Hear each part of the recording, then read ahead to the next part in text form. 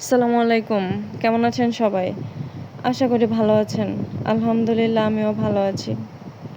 দুপুরে রান্না বসায় দিছি। এক চুলায় ডাল আর এক চুলায় শীতলাউয়ের তরকারি। কাতল মাছ দিয়ে শীতলাউয়ের তরকারি কার কার পছন্দ অবশ্যই কমেন্টে জানাবেন। রান্না করতে করতে আপনাদের সাথে কিছু গল্প করি।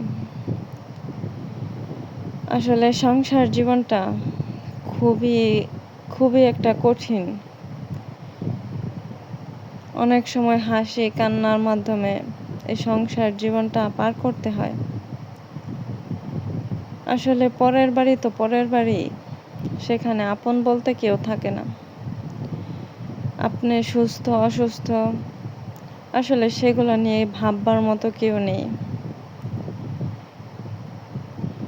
ওই মানে এমন সংসার জীবনটা,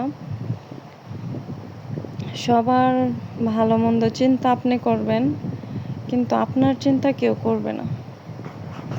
আপনার জন্য ভাবার মতো একটু সময় কারো নেই। জানেন কি, মেয়েরা সবসময় বাস্তবতার কাছে অসহায়। কখনো কখনো পরিবারের কাছে, আবার কখনো কখনো স্বপ্নের কাছে। জানেন কি, একটা মেয়ে তার জীবনের প্রত্যেকটা সময় অন্যের জন্য বাঁচে। জন্মের পর বাবা মায়ের জন্য বাঁচে, বিয়ের পর স্বামীর জন্য বাঁচে, সন্তান হওয়ার পর সন্তানের জন্য বাঁচে।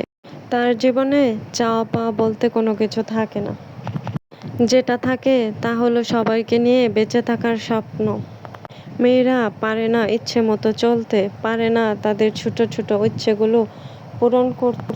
মেয়ে নামক শব্দ এক একজনের কাছে এক এক রকম। কারো কাছে প্রতারক, কারো কাছে বিশ্বাসঘাতক, আবার কারো কাছে স্বার্থপর। আসলে মেয়েরা স্বার্থপর, প্রতারক, বিশ্বাসঘাতক কোনো কিছুই না। মেয়েরা যদি এমনই হতো তাহলে কোনো সন্তানে পৃথিবীর মুখ দেখতো না।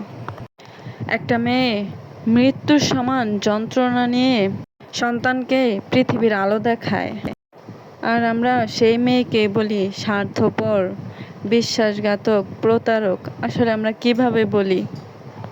আসলে আমাদের যদি বিবেক জিনিসটা থাকতো, মনোবোধ থাকতো, তাহলে হয়তো এই কথাগুলো বলতে পারতাম না। আমাদের সবারই মেয়ে আছে, কিন্তু আমরা মেয়ের মর্ম কখনো বুঝতে পারি না। নিজের মেয়ের মর্ম বুঝতে পারি, কিন্তু অন্যের মেয়ের মর্ম বুঝতে পারি না। আমার কথাগুলো কেমন লাগলো আশা করি সকলেই কমেন্ট করে জানাবেন। আর কথাগুলো কি আসলেই সত্যি সেটাও জানাবেন। আসসালামু আলাইকুম। আল্লাহ হাফেজ।